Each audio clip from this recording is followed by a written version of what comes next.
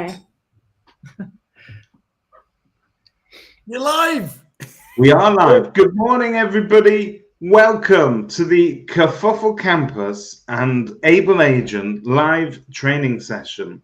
And obviously, very obviously, joined by Charlotte Jeffrey Campbell this morning from the Able Agent and Chief Kerfuffler himself, Mr. Simon Whale. How are we doing, guys? Very good. Great, actually. Am I differently abled? Is that what I am?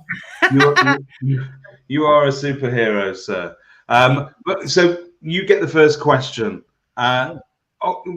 We've reported, obviously, that, and this has been out in the property industry eye, that there is this tie-up now between Kerfuffle Campus and the Able Agent. And clearly, we've been in talks for a long time. There's been several very long Simon Whale emails that have passed in between.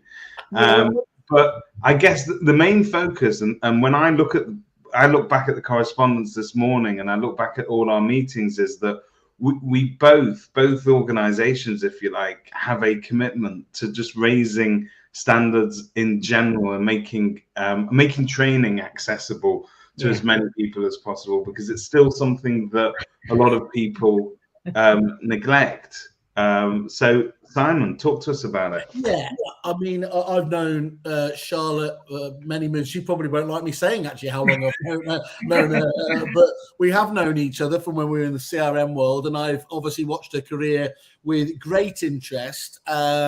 And where I really get interested with seeing whether we're talking about trainers or talking about gurus, is the quality of agents that they deal with. And I've known Charlotte deal with some of the very best, and dare I say, some of the highest maintenance agents out there, and deliver some fantastic training too. So I've always been a huge fan. Ironically, coming from the technology world, where we used to saying it's the tech that's saving you, I've never had that approach at all. Hand in glove, great technology needs to go with great training, and when they are together, and that is the key point, they are pretty much unstoppable. And when you look at the secret sauce of some of the very best agents I've worked with over the years, is their appetite for training is voracious, isn't it, Charlotte? I mean, I think look it over to you. For me, just very simply, it was an absolute no-brainer. If we're here talking about trying to raise standards and not doing it in a preachy way or anything else like that, it had to be working with somebody like Charlotte to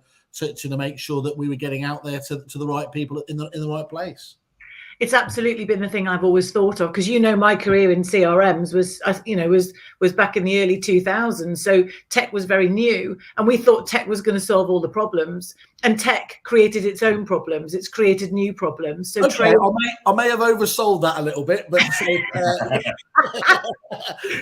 tech's brilliant. I'm a massive fan. In all my listing training, all the tech like Sprift and Akaboom and Homes, all these tools are amazing.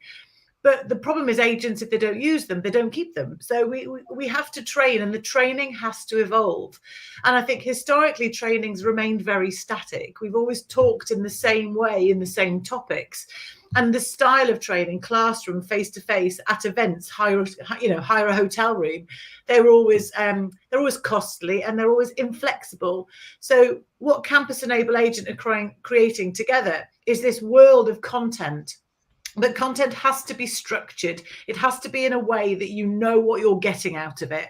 So that's the one thing we've done with Able Agent. We've really created a focused program so that no matter what your job role or what the skill you're trying to learn, you can access it.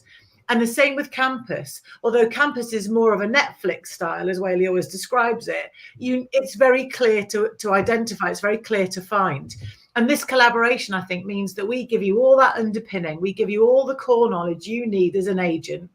Able Agent aligns that with a qualification. What Kerfuffle does is give you fresh ideas, new thoughts, new viewpoints, new tech, new suppliers that you might want to work with. And collaborate. To be honest, what we give you is we give you a Squid Game. We're here to keep you entertained and everything else there. Look, one of the reasons, as David quite proudly hung me out to dry there, why it has taken some time is what we didn't want to do was launch Me Too products, did we? And although we haven't, we are talking much more collaboratively now in terms of there, but what we did want to understand was what was the joint pitch. And I think that has come very clearly over time as we've been quite, willing to look open up and share each other's content and where we're going with things. They are both complementary, but still different enough that actually it just gives people a lot of different flexibility and choice. And that's what it's about, isn't it? For us to come together, and we've both taken a hit in terms of the fees, for you to be able to get the Able Agent with all its fantastic content, with all its accreditation and everything else, with all of our supplier-based best practice and everything else there, for under £100 is, it's, I know I get called Crazy Whaley quite a lot, but it really is, I believe, fantastic. And I think the key thing, Charlotte, you identified way before anyone else, I think, is identifying the benefit of blended training. Yeah, completely. Do you want to just talk about that? Because, of course, I don't think anyone here is pretending that an in-office or a training session with a trainer face-to-face isn't still worth its weight in gold. I still do it. I love it. It's brilliant. I mean, I've got to maintain my skills dealing with agents. I need to be in amongst the agents, seeing what the problems are currently, because I don't want to get stale as a trainer, because I've got to create up-to-date, relevant content that changes with the times. That's so important. But I think the blended process to me is what I've seen agents do over the year is book the same course with me or any other trainer over and over again. Yeah. New stuff come in, it's the same course booked in over and over again. Why would you do that? Use something like Able Agent and Campus to give that core knowledge. The core knowledge should be consistent. Then when you do your face-to-face learning or your nice event or you sign up for a different qualification or whatever it may be, they are the icing on the cake. Yeah. And I think that historically the industry has trained on the basics too often and invested all their money in the basics. Whereas the basics should be accessible all the time to the staff. Because sometimes when you train them in the basics and you wait for that time when you've booked your face-to-face session, it's too late. That member of staff's lost motivation, they haven't hit their targets, they're not progressing, they feel abandoned and left. And the turnover in our industry is anything between 30 and 60% as a business. So and Charlotte, then new starters aren't waiting conveniently for you to have booked in, are they? So what happens there is we'll pick that up from Sandra in the corner, or here's a user manual, which we know it just doesn't happen in the right way. The wonderful thing about these platforms are now you can, for every new starter in the business, have a really formulaic and detailed plan so that they are given the best possible start to the business above and beyond what you're already doing in terms of the face-to-face training yourself, isn't it? We don't want to take away the personality of agents. That's not what Able Agent's here today. Able Agent is to enable the agent to give the staff the good best practice for booking a market appraisal, the good best practice for understanding consumer protection regulations, good best practice for arranging a viewing, following up a viewing, what's an easement, what's a covenant, what are CPRs, list a course, how do I prepare for my appointment, what is a comparable, how do I measure a room? Will you slow down? I'm noting all this after 30 years of blagging all this stuff. I should probably try and actually learn it. Well, that's the point. I could do you a discount on a user access, really. I'll tell you one thing, though, actually, or joking about it, Charlotte, one of the things we did find as a side effect was we deal with obviously almost 700 suppliers here. And one of the things that is absolutely a gaping chasm for many of those businesses is when they're taking on staff members and trying to get them, and they come obviously from outside of industry, a lot of it, they have no empathy, they have no understanding. So actually, we work with suppliers. We've got suppliers using our platform to train their CRM, their customer team, their customer-facing team to understand the industry. Because you're absolutely right. You can't join a supplier and not empathise with our industry. Our industry is a very particular industry. She says diplomatically, and I love it. I'm very passionate about this industry, but we do operate in a certain way. Agents are very demanding customers, and so they should be. They've got businesses to run, so they expect high standards from their suppliers. And Able Agent's very good, I think, at supporting suppliers as well. So I think knowledge in our industry in all sectors is massively important. It stops that ivory tower thing that they are, often actually quite accurately described of, hasn't it? The tech firms have been, but it doesn't come from because they just want to be arrogant. There isn't the empathy there because they haven't gone through it. So anything on that side, I think, can only help both parties talk the same language. Well, do you know what? That's always been my theory in training, because I've been an agent, I've sat there, I've got the tales to tell of, I was doing my board count and I drove into the back of a Toyota, I've got all the tales because I've been there, I've done it, I put a flat on the market and didn't realize that the garage was owned by the council and got told off under Property Misdescriptions Act and CPRs as it was back then, so I've got all the tales to tell. I've done it. And by the way, we will be naming the people there if you don't sign up to the Able Agents in Kerfuffle. Well, we're going to get into this and hand over to Charlotte so people can get to see this training firsthand. This is, though, going to form more of a regular visit, isn't it, really? We're going to be getting together at least once a month to showcase one particular training focus between the two of us, and also perhaps hear from some other people at the same time. I think one of the things we're keen to do is, obviously, as much as anything, it's highlighting, what we've both kind of launched over the course of a month, because let's be honest, there's a lot of different people out there doing stuff like this, and some of the agents and suppliers have gone down the route of doing their own LMS, and actually regardless of anything else, and we're not critiquing that, but what a lot of them, a bit like when they go and start doing videos or webinars on social media, is it's easy to get started, but to keep the velocity and the level of content. I mean, Charlotte, you famously, wasn't it, when you realized how much you have to get in there to make it relevant, it is a big, I mean, we've invested a huge amount. It took us 2 years to get the content to where we wanted it to be, and it's not a cheap thing to create, and you have to create good content. You can't just bung any old content out there. It has to be engaging. You have to understand it as an education professional. I'm a trained assessor, and I'm an IQA actually for a college, so I understand education. My business partner is an ex-estate agent and an ex-teacher. There's a very different thing about engaging content and just chucking content out there. So we do our qualifications, Megan's asking, we do a level 3 qualification, but it's a state agency in England.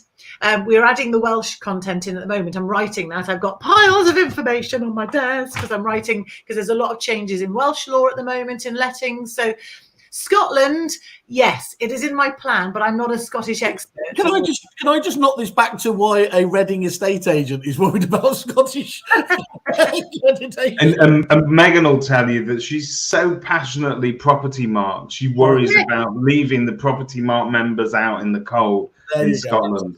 Yeah, and we do that, but you can do our qualification and drawing property mark. We're very passionate about enabling property mark. There's no competition. I mean, a property mark are way ahead of us. They've got that's a critical point. Again, why we prove to ourselves is, some people could say you could easily see yourselves as competitors.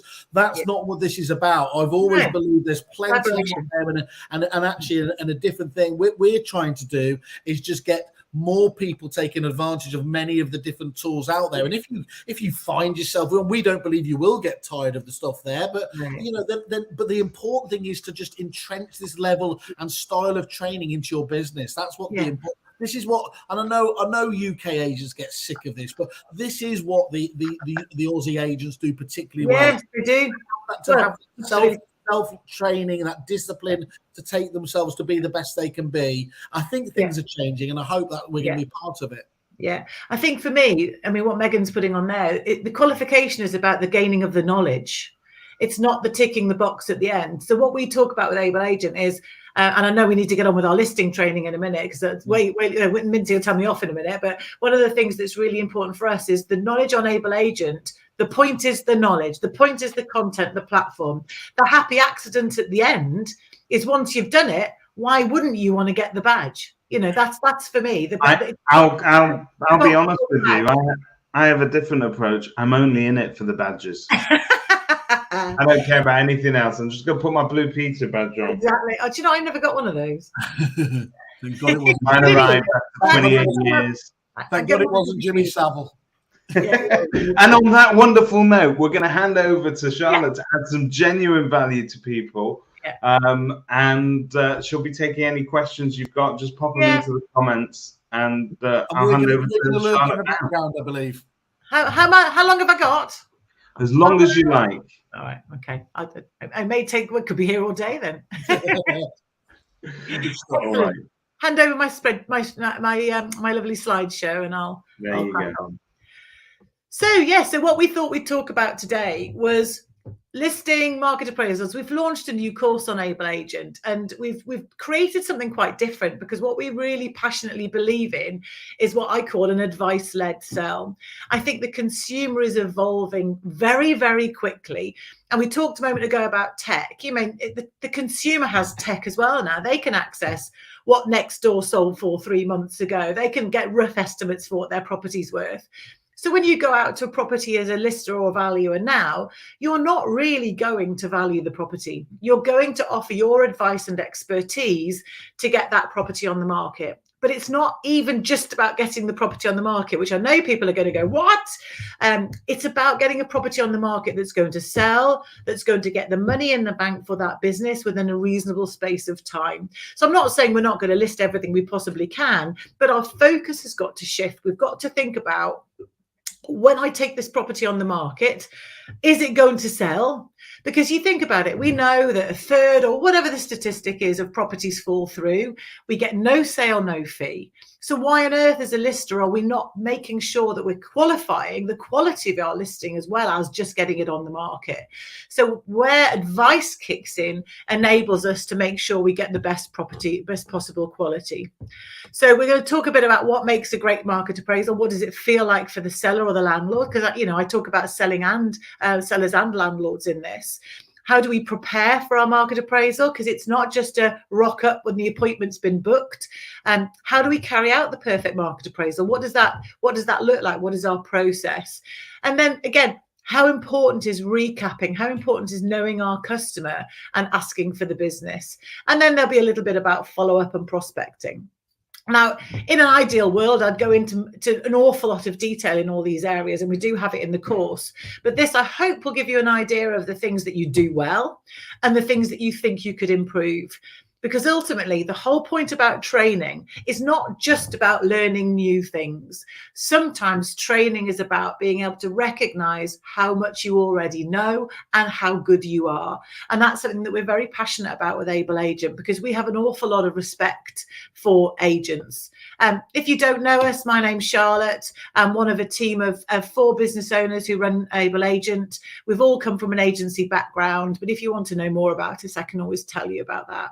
And we have a big mix of courses. We've got 21 courses online at the moment, over 200 odd ebooks, over 180, probably nearly 200 now. This new course has launched, video lessons, and we cover modules from induction, estate agency lettings, compliance, property management. So a real mix. So let's start with the process of the listing or the market appraisal or the valuation or whatever you want to call it. Again, this country is crackers with the different ways we describe a market appraisal or valuation. So as a lister, your role, or valuer, your role has got to be generating business from the beginning. So you've got to be looking for appointment. You've got to be confident prospecting. Now, prospecting for me, from a lister's point of view, is picking up the phone or visiting people and having conversations. And it is responding to any inquiries that you get at a level that sets the bar as an agency that you are the responsible person, you are the advisor. Now, it may well be that negotiators book market appraisals. I understand that dynamic, but you should always, as the lister, be the person that's there at that level of expertise. You want your team to be recommending you as this expert. And it's this advice-led sell that's important. So the next stage of booking the appointment, so when you've got that fee inquiry in, we've got to make sure that when we book the appointment, we're not just booking it like a dentist appointment, like I say in all my training on the videos. It's about building a relationship with that customer, getting to understand them so that you can match the right services. So for example, if we just book a market appraisal and it's Brian will visit your property at 3 p.m. on Friday, we haven't really done enough with that prospect seller or landlord to highlight that Brian is an expert. Brian is better than anybody else in the marketplace. So that's the first thing we need to think about. The second thing is, how much do we know about the customer? If we've just found out about the property and we know it's a 3-bed semi, they're looking to move by Christmas, they've done a little bit of work, whatever. That's great information and we need it, but we also need to know about the seller, the urgency of the move. What will they do if they don't move by that time? When was the last time they moved? How far have they got in this process? How far have they got with getting their property on the market? And all of these elements give us information, because then we can match our service to that seller. So if I have a lovely chat when I'm booking the market appraisal and I find out that they had it on the market last year, it was a bit of a nightmare, the sale fell through, they were really stressed about it, so they've just taken it off the market because they couldn't cope with the stress, then I know I might think about the benefits of auction, or I might think about explaining how good our customer service is and how regular our vendor contact is, or how good we are at viewing feedback. Because if I understand a bit more about what the customer's experienced before, then when I sell, I'm very, very direct. One of the things to think about as a lister is, do all your appointments feel the same? If I'm brutally honest, when I was a lister, I used to sometimes think to myself, they all followed the same path. They all had the same pitch, the same phrases I heard myself saying all the time. And I don't know that I really thought about the customer. I thought about me, my targets, and the fact that I needed to get it on the market and my techniques at getting on the market. I don't know if I really thought about the customer and was I giving them the best advice. I was on Facebook yesterday, and a local agent to me commented on one of our Able Agent posts, and he put, wow, sometimes I don't even put the property on the market because it's not right for the customer. And he's absolutely right. Sometimes the best advice is that this isn't the time for them to sell. They need to do something. So I suppose as a lister, what I'm saying is, yes, I know we've got to hit targets, but we want targets that achieve an income. We are fee earners. That's our role. So we need to think about, how do we prepare for the appointment? So we've booked it in and we've impressed. What are we doing after that? Now, Kerfuffle has fantastic tie-ups with the guys at Akaboom, for example. So what are we sending to that customer that really showcases that agent's standout? What's differentiating? Because we know if we differentiate our service from our competitor, then we can charge higher fees. For example, if I'm explaining our property management service to a landlord, and my fee is 12% or 15%, and my competitor, they're saying is, well, I want it at 10%. If you establish that your competitor only does routine inspections once every 6 months, but you're once every 3 months, then you've got an instant point of differentiation that you can explain, well, we feel it's very important to inspect every 3 months because we know that we have better quality tenants, the properties are looked after, it saves you money in the long run, our void periods are lower. That's why we charge X. So understanding what's different about your service is key. So you might want to be explaining auction and the benefits of auction and why that's different from a standard sale and therefore why the fees are higher. So understanding all of those benefits are really important. So when you're on the property market appraisal, your role is to be raising your level to be as the trusted advisor, because you need to be trusted by your customer if you want to get the best fees. If they just see you as chuck the property on a portal and it will sell itself, then of course I wouldn't pay you for that. I don't care. There was a property industry eye today for $9.99 a month. Sellers can sell direct with this new website that's launched. If that's what you compare to, then of course they're going to argue with you about your fee. But if the style and tone of your agency and your level of expertise is highlighted, then people will pay more. Think about it like this. People pay for advice. You go to your accountant, your solicitor, whatever, you get advice from them, you pay for that, and you pay a lot of money. I know, I've been divorced. If you have a salesperson pitching to sell you a mobile phone, your job is in your head as the customer is to get that at the cheapest price. You have to decide where you are. Am I just selling, or am I an advisor? If I'm an advisor, I charge fees because I offer advice. So then it's the benefit-led sell. So I'm going to talk about that in a minute. And then it's closing and follow-up. And ultimately, client retention. Now, client retention might be keeping in touch with a client who hasn't come on the market with you. It might be a tenant-find landlord that has 5 properties that you know are business opportunities. So in all the training we do on Able Agent, it's about every phone call is an opportunity to sell. It's about being proactive. One of my my feedbacks on the industry and how it's changed since I was in this industry is we have become less and less proactive.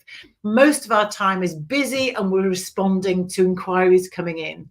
And we don't spend enough time being proactive. And I know that the very good agents have allocated time every single day to go through their data, speak to previous market appraisals, speak to properties on the market, get price reductions. They're very, very proactive with making business happen. One of the biggest complaints in our industry is communication. That's, if you go and look at the ombudsman, apart from CPR issues, it will always be communication. They didn't tell me, I didn't know. So if you get communication right in a proactive way, you reduce complaints and you increase fee income. So think about, being proactive. So every single phone call, in my view, to generate market appraisals is an opportunity to sell. If you're doing sales and lettings, you might come across a tenant. You might find out about their landlord. But that tenant may also own properties. We can't just assume that people don't. So a great question, no matter what the conversation or what the phone call is, how many properties do you own? If you get into the habit of asking that, you will start gradually finding more business. But we've got all of the things like applicant registration, fee inquiries, all of these things are our opportunity to impress. And one of the things I would think about as well is if you haven't listened to yourself on a phone call, as a negotiator or a lister, go and do it. I did a training session with an agent last week and I made them all do it. And everyone hates listening to themselves on the phone. But we talked about, tone, how quickly you speak. Do you interrupt? Did I get my message across clearly? And unless you listen back, you think you're doing things right, but you're not quite sure. So if you think that every phone call is an opportunity to sell, go back and listen to the calls and think, did I create a sales opportunity from the call? Now, somebody might ring in and have a valuation request. They might want you to go out and have a look at their property. But by asking how many properties you own, you might find out that they're also a landlord. You might find out that they are currently thinking about remortgaging or investing in a property. You don't know until you think about, did I create a business opportunity? So start the call before you start planning it. Think, what business might there be? And after it, think, did I create something extra from the call that came in? And if that's the one thing you take away from this session, that will make a massive difference. I know it did to the guys I trained last week, because they all rang me up afterwards and said, I'm asking, did I create? And if every single phone call, the people in the business created a mortgage lead, an additional property to be viewed, a solicitor's lead, a rental lead, whatever it may be, if everyone got that when it was available, your business will grow. It's simple. So think about being proactive. So starting with the perfect market appraisal, we've got a video on this in Able Agent, but it's about asking open questions. So you can have a little look at the list there. A lot of that will be familiar, but think about how you ask questions. If you're sitting there booking this appointment and it feels like an interrogation, how many bedrooms do you have? Do you have a garage? Do you have a garden? Do you have parking? How long have you been? Do you have a mortgage? Have you had other agents out? If it feels like that, then you are interrogating your customer and you're not building a relationship. So you have to think about, and again, listen to your calls. Have I asked open questions? So I was like, how far have you got getting your property on the market? Because I could get all sorts of interesting information out of that. And the key is I ask it and then I shut up. Because ultimately people fill uncomfortable silences. So if you ask it and let them talk, you'll find information that you're not expecting. And you might need to ask a few closed questions to narrow down what you want. We get that. But those open questions will often get you more information than you're expecting. How far have you got getting your property on the market? Great question. Similar style, how far have you got with your sorting out your finances for this move? And again, if I'm booking a market appraisal or I'm putting somebody on the mailing list, I'm asking these questions, but I am not then going to sell straight away because your customer's expecting it. If you start booking the appointment and you say, have you had mortgage advice? Have you had other agents out? Well, we've got a lovely mortgage advisor. Then instantly your customer, you've created a barrier.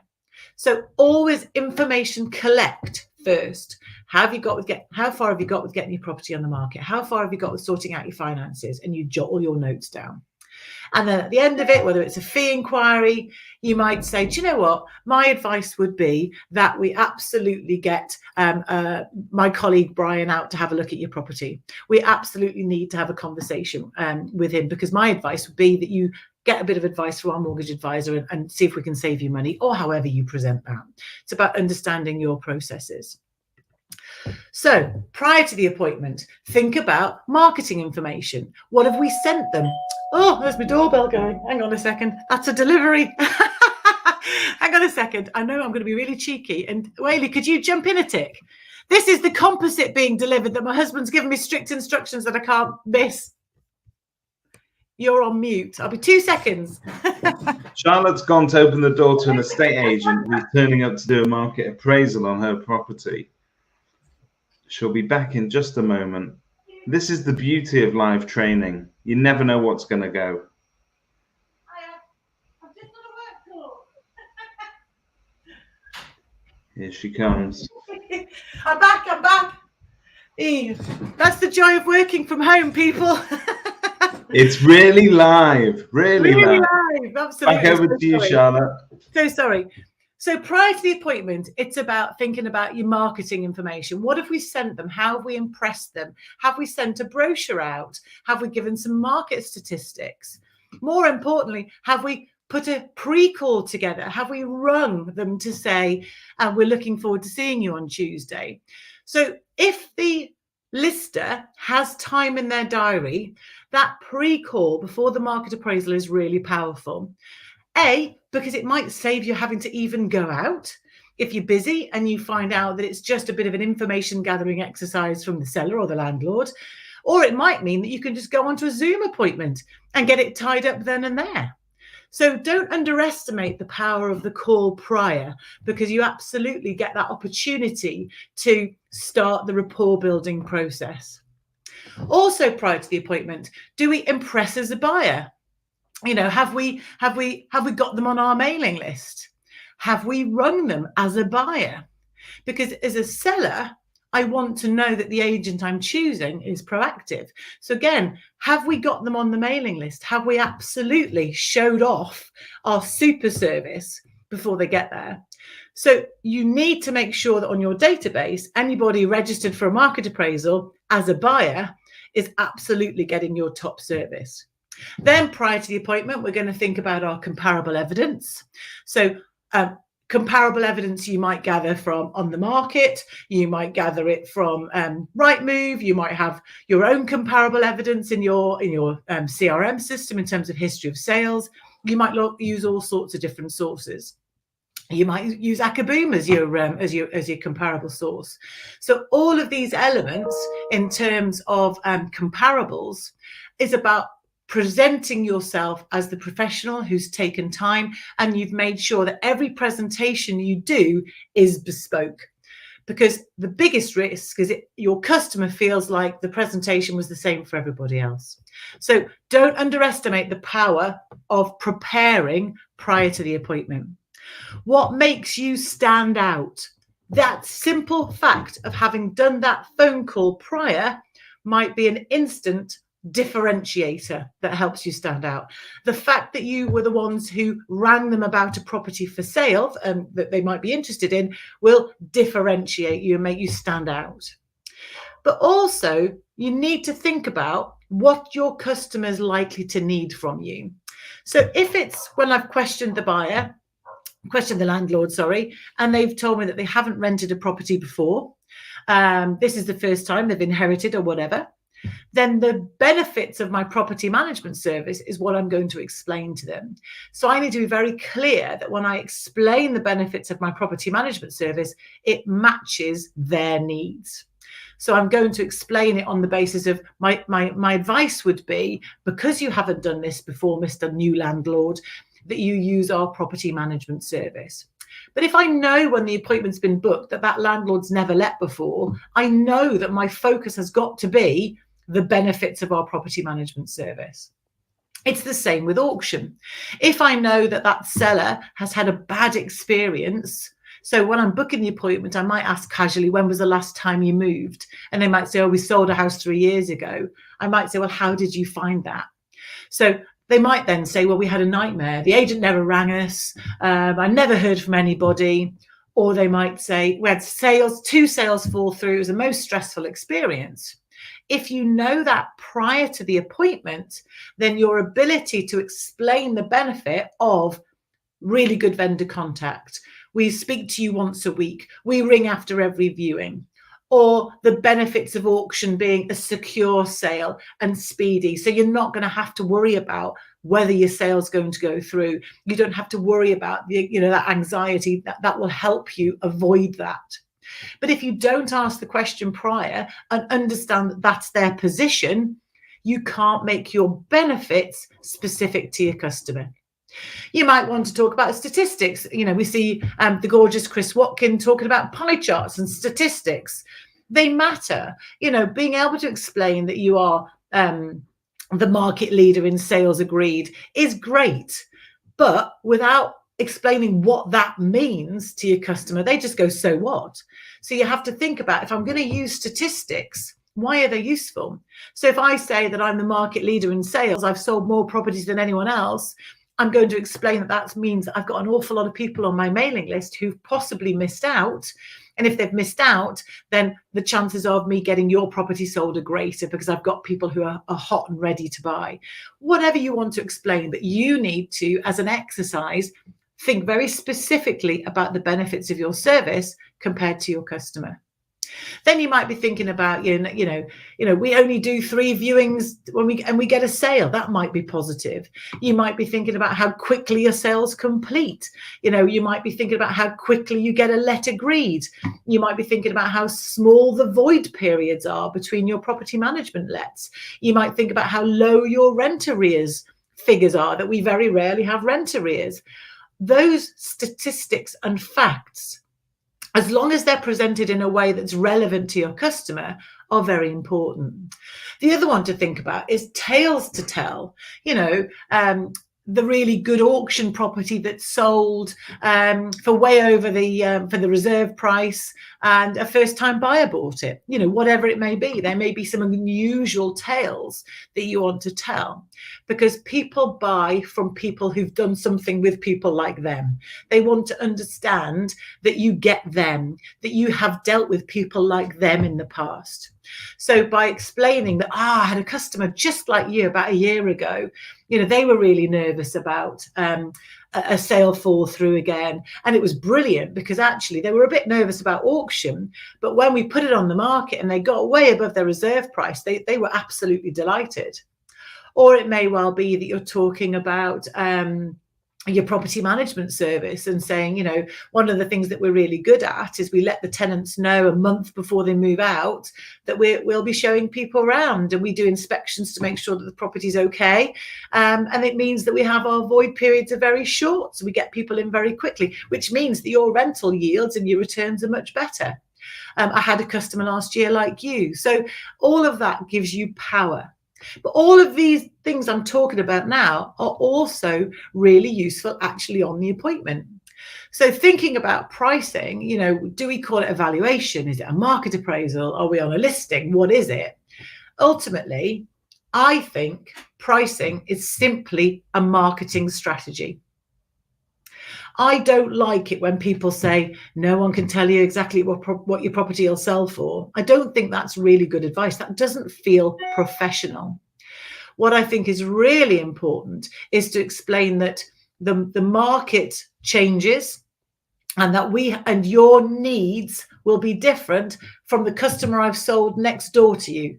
So it's not just about the value of the property. We have to advise you based on your circumstances as well. And we have to think about the market, we have to think about the property, and we have to think about your circumstances. And when we put those three together, we will create a marketing plan and a marketing strategy. My role as the estate agent or the letting agent is to choose the most appropriate marketing strategy for you. And I think this is where we're quite dangerous when we call our appointments valuations, because your customer expects it to just be about the valuation. But we know that as an expert, we want to potentially get mortgage appointment and solicitors referrals as well as the listing. So as soon as you think about it as their marketing structure and their marketing strategy, and I thought I'd, send a few of you on like memory lane with this little screenshot here that I found a while ago. This has probably been around for many years, but it just is a really nice tool for you to draw if you're struggling to get the price right with a vendor. Because if you look at if you put your price here, well, if we go at this level, that's the sort of number of people we're going to reach. This is what we consider market value to be. But actually, if we put it on in auction, or we put it on offers over, or we use a slightly different technique, then we reach more people. And sales would tell you that if somebody feels there's competition around them at buying something, and that's what we're absolutely seeing in the market at the moment, if people think there is competition, they go over and above in the price. So we are having people, I'm seeing on Facebook every day, agents who are frustrated that they've had an offer in on best and file, and then some sneaky so-and-so's gone in even higher at the end. The market at the moment is what's happening in the dark green. So it's thinking about how do we present that to our customer, because that is the market at the moment, which is great. But I think we're all pretty comfortable that the market's shifting, and we're starting to get to edge up the triangle. And there may not be as many buyers if money is tight, and obviously we've got less stock. So I just thought you might like that one, because it's been a screenshot we've used for years. The other thing to think about when you're a lister or a valuer is this phrase, legally prepared, because actually explaining to your seller the benefits of being legally prepared is really useful, because actually you've got tools like Sprift, and I think it's brilliant that you can tell whether the title has been registered on a property. Now, I know from experience that if the title's not registered, you can end up with a much slower sale going through. But it's also a brilliant opportunity to say, look, I've noticed that your title's not registered. It's so long since you moved or had a debt on the property. My advice would be that you get your solicitor in place early. Or you might know that you're in an area like I live in Newcastle, where there are loads of indemnity insurance required, roads that aren't adopted. So if I know that, if I was an agent around here, I'd be saying, look, we know there are various things that are going to be an issue when you sell. My advice would be to get that set up early and get your solicitor in place, so that when we've got your buyer in place, we're not slowing things down.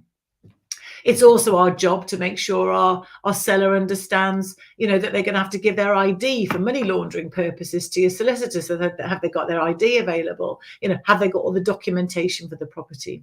So think about legally prepared, because it's definitely the way the market is shifting. And if it's something you're not confident in, have a think about that. One other area that I think is probably different in the way we train in terms of listing training is the technical knowledge. So we do all the sales skills bit for listers, but I really believe quite passionately that a lister should have a level of technical knowledge about a property. So do you understand that if you're going out to a property and it's got a flat roof, you might say, when did you last replace it? Because that will appear on a survey. Because if it's a flat roof and they haven't done anything with it for 30 years, it's going to be a problem. If you're looking around the property and you're spotting, cracks, or you're spotting damp, Now, nobody expects you to be a surveyor, but I would expect you to think that might be an issue. Have you had reports done? Have you had any work done? What have you done to the property? Was there a survey when you bought it? My parents bought a house, listed property, and in the survey, they highlighted that there was a gable end issue with the roof. Fast forward 30 years, they've never bothered getting it done, and the gable end collapsed about 6 months ago. So quite often people buy a property, the survey's been done, and they don't bother doing the work that turned up on the survey. So, you know, if they do have any knowledge like that, it's useful to know from our point of view. Are there issues that we know about from a rental point of view? You know, thinking as a landlord, when we're advising them, safety, you know, has the property been empty? Has the system been checked for, you know, risk assessed for Legionnaires? You know, have we got blocked guttering? Have we got leaks caused by that? Little jobs and advice that we could give that will be brilliant for your customer. Planning permission. Have they put a loft room in? Have they knocked through French doors? You know, did they need planning permission for the loft, or was it permitted development? With building regs, have they got the building regs certificate that shows that they put the correct lintel in the door? You know, again, raising the level of advice and saying, have you got the paperwork? Because that will speed up the sale. And I know you're looking to move quickly, Mr. Smith.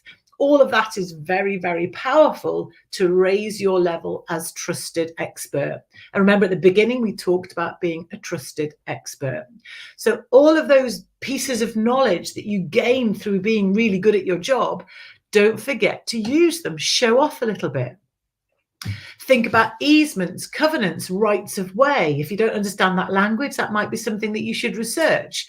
You know, do we understand that there are restrictions with the property? Do you understand about leasehold agreements? If you haven't got that technical knowledge, you need it, because you have to talk at the right level with your customer.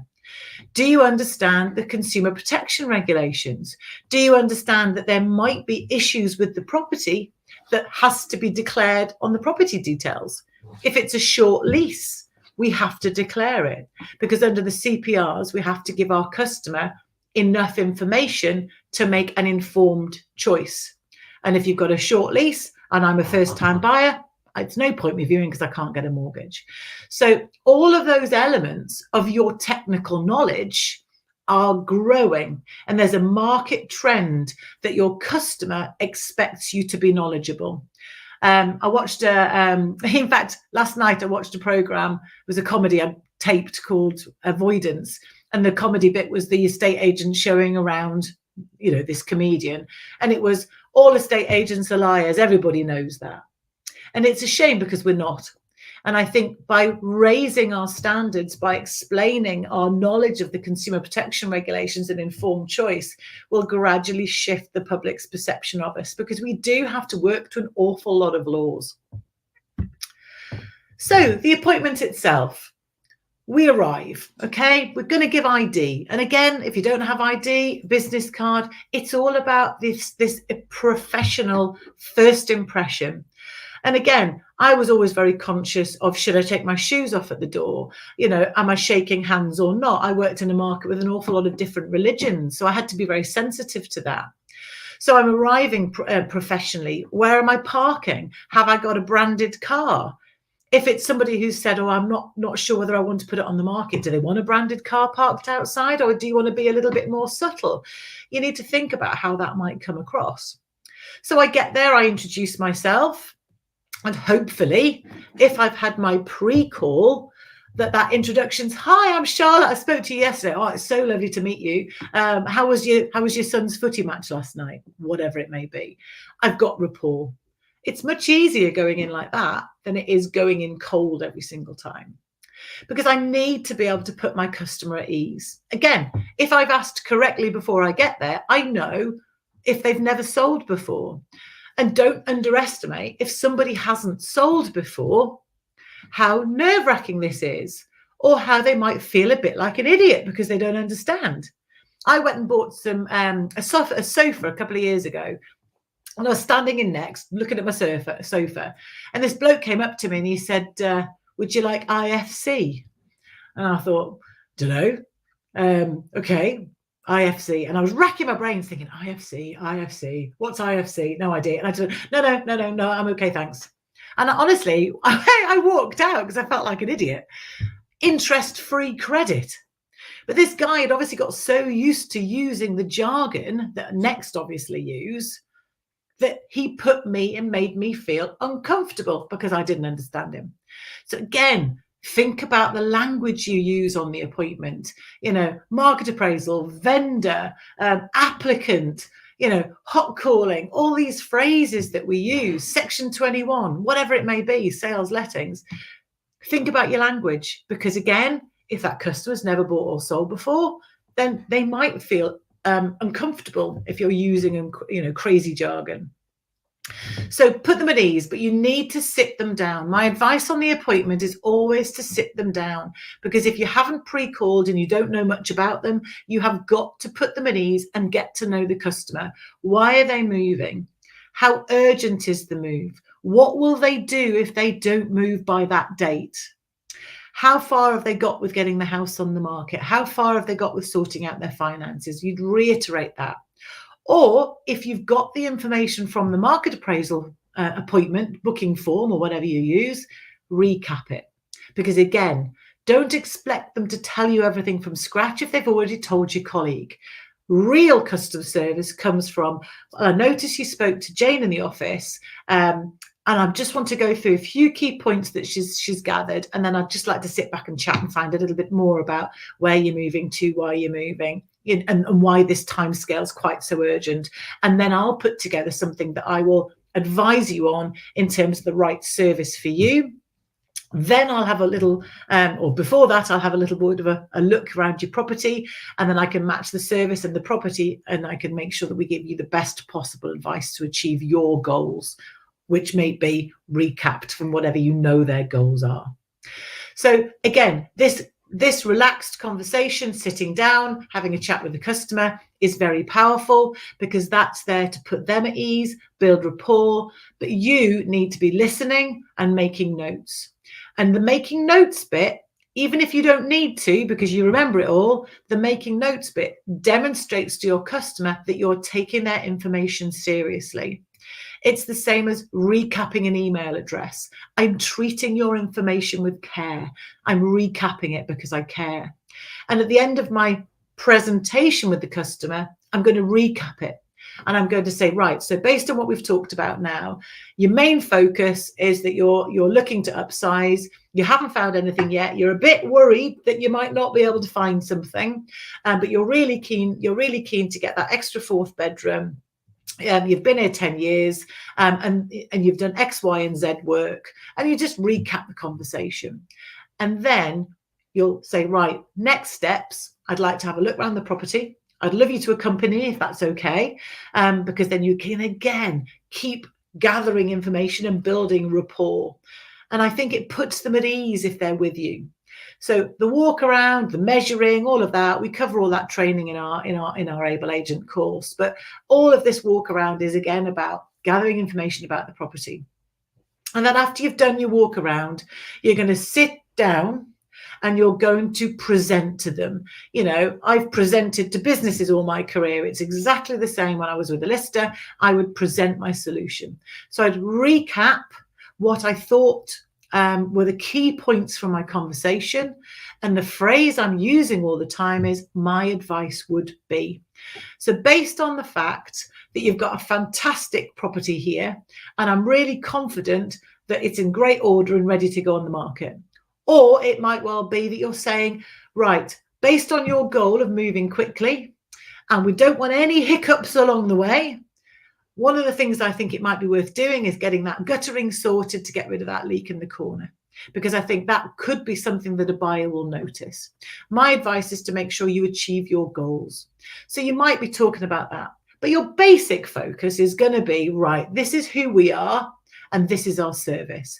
But just remember, if you don't explain to the customer the benefit of your advice, then they want you to go really quickly and just get to the asking price and the fee. You've got to have them wanting to ask your opinion. You've got to have them wanting to ask you for advice, because every step of the way, you've demonstrated that you are worth asking questions to. It's the same if I ever find an agent who leaves millions of messages and no one ever calls them back. It's because, quite frankly, the person doesn't think you've got anything valuable to say to them. So you've got to be demonstrating the value you have. And that comes from literally the experience that you have and sharing it. So the presentation has always got to be about, based on the property, the condition, the location. My suggestion would be to think about a marketing strategy. So I understand that your goal is to move quickly, or I understand that you're not in a huge rush. You might have already gathered the information about how much do you know about your property's value in the current market. I really like asking that when I book the appointment. How much do you know about your property's value in the current market? I might bring that in here. And if they say, well, that's what I've got you here for, it's not. I'm here to help you achieve your goals. I know that you've done your research on your property valuation, and I've done research on your property valuation. I just want to understand your expectations, and we've got to work together to make sure that we achieve your expectations. Then if you're talking about price, you're going to use your comparables, and you're going to sit with the customer and say, right, I've put this together before I came. Actually, there's a couple that aren't a patch on yours, so I'm going to ignore those. Yours is super, or whatever you want to say. And you're going to say, these are the two that I think are the most comparable to this property. But we're in a really busy market in the moment, so we can afford to be really optimistic. So where do you think your property sits if you look at these two comparables? My thinking is, and you might talk about a range of price at that stage and get a feel from the customer about price. But at every step of the way, you're trying to say to them, look, this is a partnership. The days of me coming out and valuing your properties, that's not what we do. There are very many different methods of selling your property. And I think when you explain that, your customers don't realize that. They don't realize there's auction or offers only or off market or low key or whatever else there may be that you have in your kit. And they don't know that. So you have to explain that there are different methods of sale. And if you explain that, and you're then saying, my advice would be that we choose this route for your property. And because you're looking to sell quickly, my advice perhaps might be offers over. My advice might be perhaps auction. My advice might be that we're happy testing the market at a higher price. Because when I sold my house, I thought mine was the most valuable on the street. Don't underestimate that. That's a reasonable feeling, and I've had loads of listers come back after an appointment saying something along the lines of, oh God, they thought it was worth way too much. Well, you haven't done your job correctly if that's what you're coming back with the feedback. You need to be saying, right, okay, I recognize that you want to achieve the best possible price and you've got a real aspirational figure of X. What I would suggest is we work together on this, because I don't want you to think that I'm not going to try my best to get that for you. And you will possibly also have a tale where you have been surprised that you've got more than you thought. And you might say that, say, look, funnily enough, a month ago, I had a client in the same position. They were adamant their property was worth this. And I did get it for them. So I know that if we get the marketing right, and that means we must have a board, Mr. Smith, because if you want a higher price, we must have a board. You must pay for the premium ads on the market or Rightmove if you do that. And you must do X, Y, and Z, or you must have our, premium marketing package. And we must speak on a weekly basis, or we must speak on a fortnightly basis, because I know that I need to be hands-on with this. If we are really trying to get you the best price, we've got to work very closely together. And if I'm concerned or we're not getting the interest, then my job is to be the voice of reason, to sit down and say to you, look, actually, I'm not comfortable with the price as it is at the moment. Look at the evidence. No views on Rightmove, no viewings of the property, or very few viewings, no offers. And if you present that at the valuation and tell them that that's going to be your strategy, then if you win that listing at too high a price, it doesn't matter, because you've got a plan. and they are part of the plan. I think the key point for me as listers is it's that they've got to be part of the plan. They have to be involved in it. So really all I'm saying there is that we're working with our customer. If we've built our relationship, and I haven't got time to go through overcoming objections, and overcoming objections really is literally asking the question, how much, are you happy with the fee? Are you happy with the asking price? Are you happy with my services? Or I understand that might not be quite right, or my fees are higher than others in the marketplace. I'm going to tell you that now, but that's because we do more. And you will list it. You've always got to explain what's different. Your differentiation equals fee. Remember that, differentiation equals fee. So all of that is going to give you the opportunity to absolutely raise your fee levels and your listing levels, because most of the good agents I work with, it's a partnership with their sellers. It absolutely is. It's a relationship. I don't work with agents very often who are just listing to get it on the market, because often that doesn't result in the fee income. So really focus on the relationship with your customer and that partnership and that advice and expertise. And again, closing might be something we do on a separate webinar, but closing for me, if you've done your job right, you've built the relationship, you've questioned correctly, you've demonstrated your differentiation, then closing is literally when should we get it on the market? My advice would be we get you to the mortgage appointment as soon as possible. My advice would be we get your house on the market this week or next. My advice would be that we get Brian out to do the photography. And the my advice would be bit is very powerful. And also remember, as probably one of my final closing bits, is that you've always got to be prospecting. Every single conversation you have has got to be about business generation, and perhaps another webinar we ought to run is prospecting. I'm a huge believer in a really blended, mixed prospecting approach and being proactive. So I suppose my close is thinking about, we started off by being very proactive with our appointment booking, with our relationship building, and spotting opportunities from every phone call. We were then very much about advice and the relationship we start when we book the market appraisal. So go back to the office, look at the market appraisals you've booked and think, did we demonstrate expertise when we booked that? Did we stand out? Or could we very much have sounded like every other agent that they asked out? So think about our prospect, our relationship building, and then think about how well you structure your market appraisal. And then next time we'll think of some maybe overcoming objections and closing as a nice session to do next. So I've probably got about 5 minutes over, but here we go, I'm all done. Apologies for the break in the middle of the composite delivery. That was superb. I particularly, my favorite bit was when the door went and I thought you were going to open the door to a real life estate agent and show us all how it's done. Next time. I'd love to do that role play one day though, because I think that's also really, there are several types of prospective seller, and it does take some skill in trying to make that connection with them. But all of that, Charlotte, was absolutely superb. I'm going to welcome back Mr. Whale. Hello. Were you listening intently? I was. Yes, I do. I was liking a lot of that stuff in terms of there. I like the whole prices and marketing strategy piece as well, in particular. Mm-hmm. It is, because it's not how it used to be 30 years ago, going out as a value. It's not about pricing. It's about relationship building and being an advisor. And I think the bit that stands out for me is people pay for advice, but they do not value sales. No. Simple.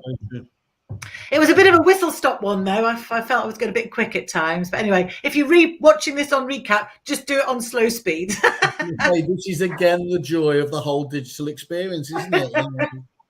You can take it at whatever pace you want to. We need to talk as well about, we're going to talk about a cohort style thing as well, weren't we, Charlotte? Do you want to give in terms of what we were thinking about there to try and get the first group through? Yeah, so there are two really exciting things to announce. So one, I think, is that what we'd really like to build in is maybe 20 people who are keen to be part of the Able Agent Kerfuffle inaugural, I think is the phrase we should use, training cohort. And we will bring those in, and then we will set probably a 3-month set of webinars. There'll be a combination of Able Agent webinars, Kerfuffle webinars, and they will be, if you're a subscriber to both, then you will be able to join that cohort. And that will give you a starting point in terms of your qualification, but be also a starting point in terms of confidence in that you're doing it really well. So I think that's the first thing to announce. The second thing is Able Agent. We've launched an apprenticeship, and we're really keen to partner with Kerfuffle on that as well, because apprenticeships at the moment, they get a bit of a bad rep, because I think they're hard work, and I think there's no really good property apprenticeships unless you're in lettings. There's nothing in estate agency that is an estate agency level 3 qualification. So everyone ends up doing business admin or customer service. So we've just tried to turn that on its head, and we are going to do business admin, but you will also get hand-holding with a lady called Catherine, who's a fantastic estate agent. And she will be doing, for the first 3 months, that hand-holding piece of the apprentice to take the pressure off the business owner. And so the apprentice will get all of the Able Agent content. They will get an estate agency professional managing their first 3 months. And they will get a business admin qualification, and they will also have fully funded and paid for the level 3 CPAP qualification as well. I mean, it's brilliant. Essentially, Charlotte, you're giving them the best chance of success you can do. As with any kind of recruitment, there's always a level of risk in here, but actually you can be sure on the back of this that if it doesn't work out for whatever reason, it wasn't for a lack of trying, was it? And what I think it is really worth highlighting is, you do sometimes have to kiss a few frogs there. But when I talk to, certainly from my supplier world and some of the better agents, the best people they have in their businesses, the ones who get the culture right and are here for the long haul, are those that have been through the apprenticeship schemes. And I think that's a key point there, is if you are trying to, engender loyalty and we always talk about those people who get it. This is one of the only proven ways you can have doing it. One of the things that we've said, we were talking to a lovely agent last week, and it was a case of, right, you've got your apprentice now, 3 months time, take on another one. Take on another one. Keep the process going, because that is your growth. It's as simple as that. And yes, you can pay an apprentice £4.80 whatever an hour, but honestly, agents, please don't. Dale, you might remember Dale Norton, who used to run Romans, and he always spoke about, recruit ahead of time. Obviously, do that prediction there, because there are always other variables that come into play that mean you're behind the curve. And I think the thing is, people sometimes, and I'm going to be critical here, sometimes people see apprentices as cheap labour. It's a cheap recruit, and then they think it fails. Because they want them to be working at the same level as a fully paid member of staff. The apprentice gets frustrated. Now, I'm not saying that you don't pay the £4.81 an hour for them for a period of time. Yeah, great. Pay them to get them on board. Give them the opportunity. And anyone could be an apprentice of whatever age. It doesn't have to be a 17, 18, 19-year-olds. Anybody looking for career change, but you have to give them an opportunity to progress. So you've got to give them bonuses on completion of modules. You've got to give them on performance, isn't it? Performance related will lead them to push themselves and develop, rather than just staying in a rut. Yeah, but they need support. And I know that all the agents I talk to, when I've told them what we're doing, have gone, yes, sign me up. Because with Catherine, if she's speaking to them every couple of weeks, they're attending webinars with Able Agent, they're doing their college course, which is, the business admin course is brilliant. They understand the industry and business and, mission statements and all that element of the business, so they understand an ethos of a business. That bit they can do, and then Able Agent does the technical bit. So we are looking for, we've got one cohort. We're looking for a second cohort of probably 15, and our start date for the apprenticeships is September. And I think the cost to the employer is £250, but our Able Agent CPAP qualification is £195. So they're literally getting that for free. I mean, honestly, it's such a good option. We are working with all different types of agents on this, but our goal, I've got corporates that, larger agents looking at it. My goal is to help the 1, 2, 3 branch agents who need to recruit to progress. So please let me do that for you and help. Look, no-brainer is often overused, not least when talking to me. But in this case, that really is a fantastic offer. It is great. Thank you for thinking about it. And as I said, it's who hasn't got employment and getting the right people on the bus at the very top of their list at the moment. Yeah, it's tough. That's why we've done it, because we're on the ground, guys. We talk to everybody regularly. We know what's going on, and that's where we differ. So you create solutions to actual problems, where we come up with the ones that don't exist. I do my best to create solutions. That's why we've just launched our listing course. And my listing course, it's different. I mean, the style and tone is very much about expertise and advice, and I know it won't appeal to all listers. And we're going to try and look at topical issues as well. That's one of the things we were quite keen on, isn't it? If that's worth. So we'll be putting out surveys as well. Please keep an eye out for those. Obviously, please give us your feedback about what are those challenges you're facing at the moment. And if we can see themes there, we'll try and pick up on those and deal with those on the monthly basis as well. Yeah, I think recruitment is topical, listing is topical. I think those are the 2 key focuses at the moment. But I think CPRs last month was very topical. People understanding material information and how they need to get the property details right. I've got the lovely Neil Whitfield has done me a guest blog, which is going into our newsletter this month. So I'll invite him as a guest expert at some point, because he's got a lovely view on styling particulars, but also they've got to be technically accurate as well. And if you saw in Pi today, the portals should be sifting through if anything's inaccurate before it goes on. I don't know that they'll ever bother to do that, but we need to be getting it right as the agent. Perfect. Charlotte, can't say thank you enough for that. Absolutely fantastic. Great to be teaming up with you, obviously, again, long last. Trainers and gurus assemble, as we keep saying there. So, brilliant. Well, we love what you're doing over there, and genuinely, we're very excited about it, and hopefully everyone else will be on that basis. David, over to you. I'm just going to thank you both again. Thank you, Mr. Whale, for coming in and giving us the kerfuffle angle. And thank you, Charlotte, as ever. I think that one of the key things about training is you talked about that separation between training and tech. And the truth is, tech can give you loads and loads of efficiencies. It's never going to necessarily give you that inspiration that a trainer can give, or that reinvigoration. And I think that's what's needed, that human element of somebody that understands the position you're in and is able to sort of encourage you onwards. And I think that's the main thing. So thank you. You're very welcome. All right, everybody. We'll see you again soon. Thanks for everyone's comments as well. Thank you, guys.